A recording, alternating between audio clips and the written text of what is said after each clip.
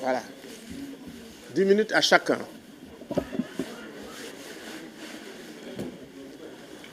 Merci beaucoup. Merci beaucoup, doyen. Je voudrais d'abord saluer tout le monde, remercier à elle de nous avoir conviés à ce débat.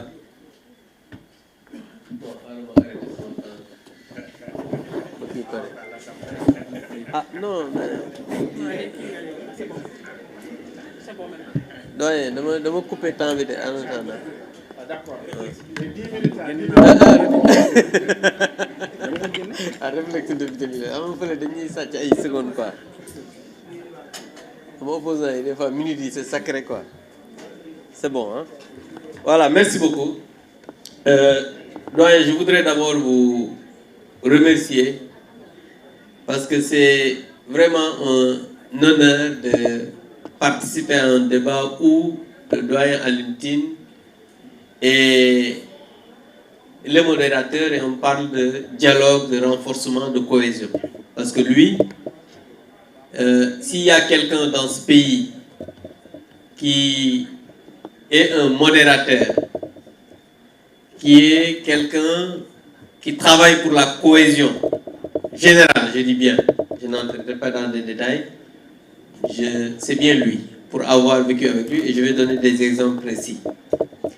Et remercier mes co-panélistes, mon très cher Pierre, Célie, que je suis tout le temps, et tout à l'heure, notre ami Tiernon qui nous a présenté. Je voudrais saluer ma tata aussi, avec qui j'ai beaucoup travaillé parce que j'étais président de la commission des lois à l'Assemblée nationale. Elle nous a beaucoup aidé en réflexion, en débat. On travaille aussi souvent au niveau des organisations des droits de l'homme, beaucoup de séminaires. Je voudrais saluer tout le monde. Pour ne pas perdre beaucoup de temps, je salue tout le monde. Et aujourd'hui, on échange sur le renforcement, le thème de la cohésion par le dialogue intergénérationnel et multipartite face aux défis électoraux et sécuritaires. Et nous tous, nous savons que le Sénégal, quand même, est connu sur la scène internationale par la stabilité, par sa stabilité politique et sécuritaire remarquable. Ça, nous tous, nous le savons. Mais aujourd'hui, il faut se dire que sur le plan sécuritaire, on doit avoir quand même quelques problèmes et vous avez vu qu'on est entouré aujourd'hui par une ceinture de feu.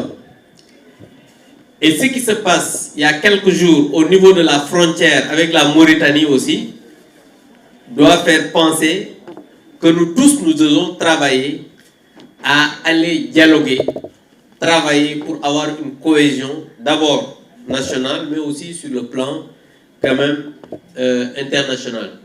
Et cette quiétude aussi est le résultat d'efforts concertés par l'engagement de tous les acteurs pour ancrer la paix et la cohésion sociale. C'est vrai, le Sénégal est un modèle parce qu'on parle d'exception sénégalaise. Mais il faudrait qu'on comprenne que quand on parle de dialogue et de la cohésion nationale, ça n'a pas commencé aujourd'hui. Et je voudrais aujourd'hui, en tant qu'acteur qui a eu à être sur le terrain depuis pas mal de temps, parce que tout à l'heure, Aïda parlait du M23. Personnellement, j'ai travaillé avec le doyen Alioune Tine avant l'alternance de 2012, parce qu'on était dans le mouvement M23, parce que souvent, certains aujourd'hui pensent que le combat a commencé aujourd'hui. Mais avant que Macky Sall même n'arrive au pouvoir, mais des gens se sont battus. Il y a eu des regroupements qui se sont levés pour aller se battre, aller sur le terrain, avant même que Wade n'arrive au pouvoir. Certains se sont battus pour que la démocratie soit ce qu'elle est aujourd'hui. Si aujourd'hui, on peut avoir des élections libres, transparentes, démocratiques, parce qu'il y a eu des générations qui se sont battues pour qu'on en arrive là. Et c'est pourquoi je dis, il faudrait que ceux qui sont dans l'espace aujourd'hui, quand je dis dans l'espace, c'est pouvoir comme opposition, savent que le Sénégal, on ne peut pas développer le Sénégal, surtout quand on est au pouvoir, si on n'instaure pas un dialogue. Ça, il faut que les gens le sachent. Quand il n'y a pas un dialogue constructif, on ne peut pas développer ce pays. Et je voudrais donner comme exemple en 2000, parce que souvent les événements de 2021 et 2024, certains ont pensé que c'était un régime qui était là. Ce n'est pas le politique qui parle, hein, c'est l'analyste scientifique qui parle parce que j'ai vécu ces situations. Certains pensaient que c'était un régime répressif, qu'il n'y avait pas eu de discussion, il n'y avait pas eu des médiateurs, mais c'est totalement faux. Un jour, quand la situation était très, très, très compliquée et que personne ne se parlait, c'est un matin à 7 h du matin que doyen Alioune est venu chez moi. 7 h du matin. Il m'a dit que si on ne se parle pas, le pays sera à feu et à sang dans 48 heures. Je lui ai dit, mais doyen, nous, on est... Voilà, on se parle, mais pour parler, il faut être deux. Il m'a dit que moi, je suis prêt à voir tout le monde, mais là, il faut que dans la journée que je vois le président de la République. Et on a fait ce qu'on devait faire, on est parti voir le président, j'ai appelé le président de la République. Le président de la République l'a reçu. Avec d'autres. Il a reçu d'autres. Et dans la journée, énormément de questions ont été réglées à cause de cela. Ce que les gens ne savent pas. Parce que les gens croient que oui, les gens se sont levés, sortis de prison pour être... Diomaye est sorti de prison pour aller au palais directement. Mais il y a peut-être quelqu'un qui est là aussi, faisait partie de l'audience avec le président, pour dire simplement que c'est un processus. Parce que en 2024, avec tout ce qui s'est passé de 2021 à 2024, on ne pouvait pas, par exemple, faire des élections libres, transparentes, démocratiques et le lendemain, tout le monde va travailler sans que rien ne se passe. Mais c'est parce qu'il y a eu des choses qui se sont passées. Il y a eu des médiateurs, des gens qui étaient de tous les côtés, je dis bien, parce que de l'opposition, du pouvoir, de la société civile. Il y a aussi à l'Assemblée nationale, parce que souvent on parle de la loi d'amnistie. Je sais que dans ce pays, il n'y a pas 3 personnes qui connaissent mieux ce qui s'est passé par rapport à cette loi-là. Parce que c'est moi qui avais porté cette loi parce que j'étais le président du groupe parlementaire de la majorité. C'est pourquoi souvent vous m'entendez dire à ces gens-là, il faut vous taire parce que vous ne savez pas ce qui s'est passé. Parce qu'il y a énormément de choses qui se sont passées. Donc souvent je dis oui, on n'est pas demandeur, on n'a jamais demandé. En tout cas, la seule chose que j'ai dit, c'est que jamais ce pouvoir-là ne supprimera cette loi d'amnistie. Ça, je le sais. C'est tout ce que je peux dire pour le moment. Peut-être un jour, quand on va écrire nos mémoires, peut-être on reviendra sur ça. Mais en tout cas, pour dire simplement qu'il faut qu'on privilégie le dialogue, surtout dans notre société actuelle. Parce que le Sénégal a besoin quand même de toutes ses forces politiques, scientifiques.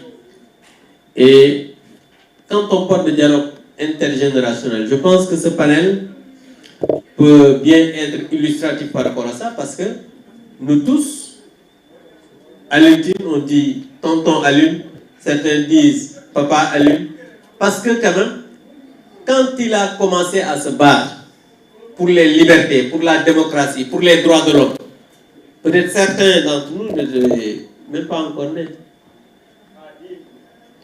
Certains ne savent même pas qu'Alioune est un professeur d'université. Certains pensent que c'est quelqu'un qui a passé son temps à se battre pour les droits humains parce qu'on le connaît sur ce terrain.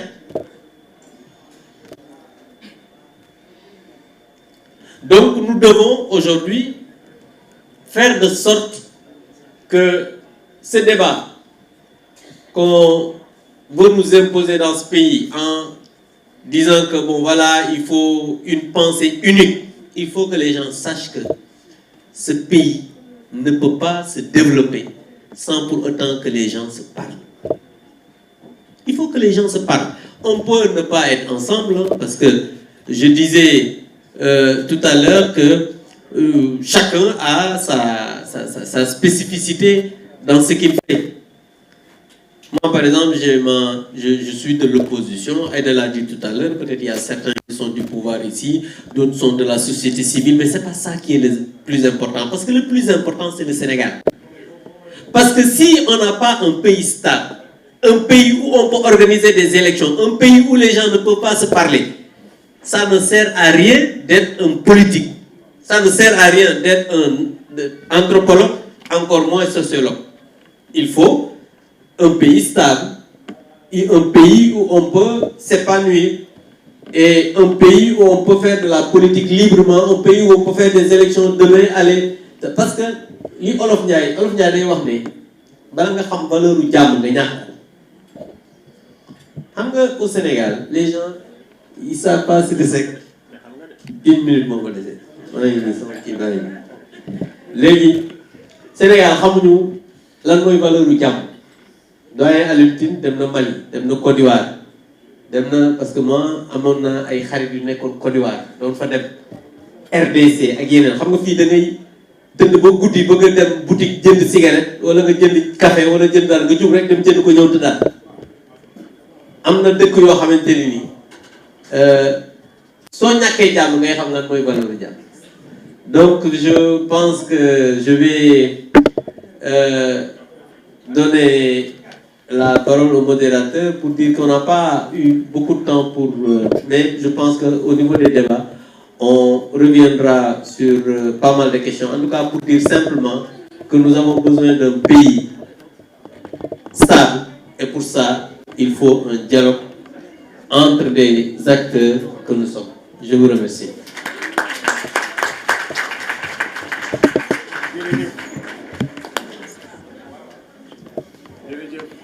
Président wax ji leer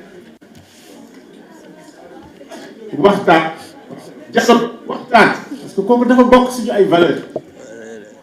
Monsieur le maire. ñun du tubaab yee ñu jàngal luy démocratie de li amoon Athènes ñu ne foofu la démocratie juddoo ñun amoon nañ ko daan nañ toog di palabrer di jël ay décisions dañ yow su ma créé nit Athènes ñun amoon nañ waaw yaakaar naa sax Yuri Sall mi ngi préparé les 250 ans de la révolution d'Orador. C'était une révolution comme en Haïti.